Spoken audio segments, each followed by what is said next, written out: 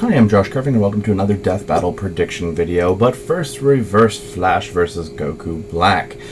This one went exactly as expected.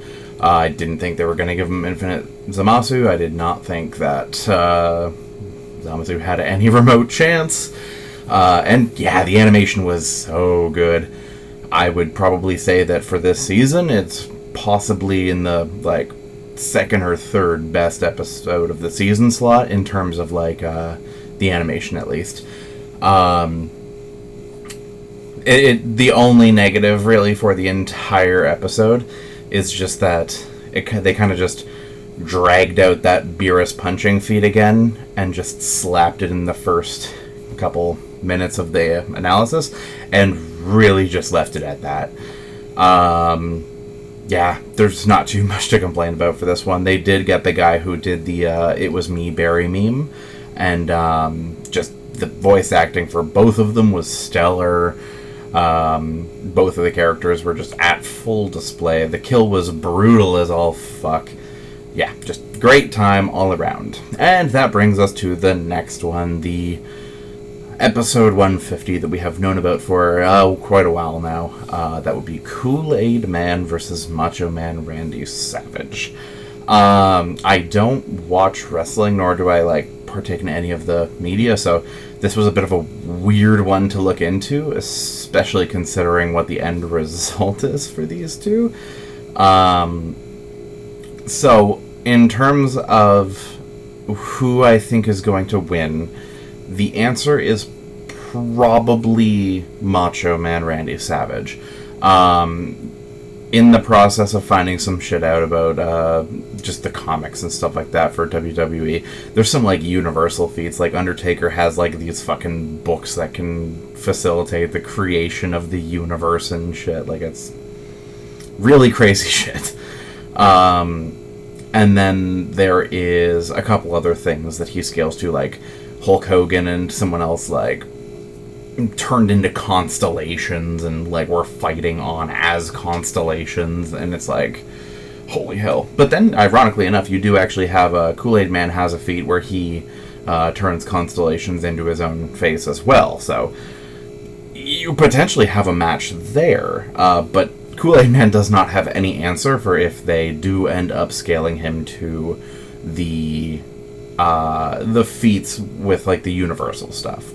If they don't, it could potentially end up going more in Kool-Aid Man's favor, actually.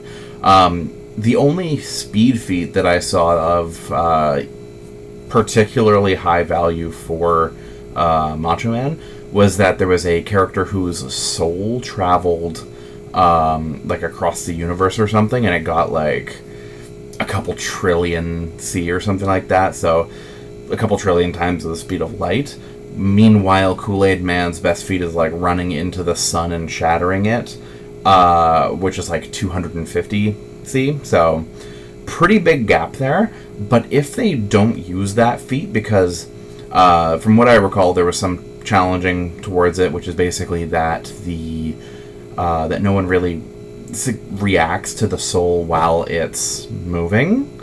If they disregard that, Kool-Aid Man might have a speed advantage, and then if they don't use any of the universal stuff, which I don't know, they very well could, they very well could not.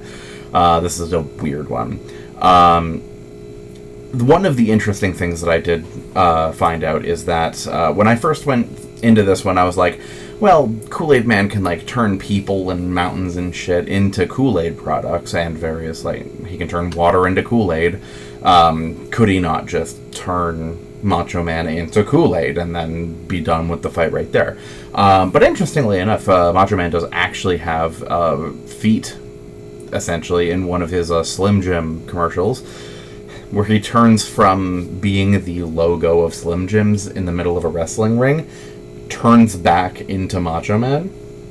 So reasonably speaking, he is capable of turning from being an inanimate object back into himself. So he probably can resist that, actually. So it should come down to stats. Both of them can transform, can do a lot of other stuff, and then resist most of it. So it kind of will come down to the stats above all else. And again, it really depends on just what exactly they're going to go with. With characters like these, they're just really weird in how you use them. So I do think that at the end of the day, I'm going to choose to side more with Macho Man.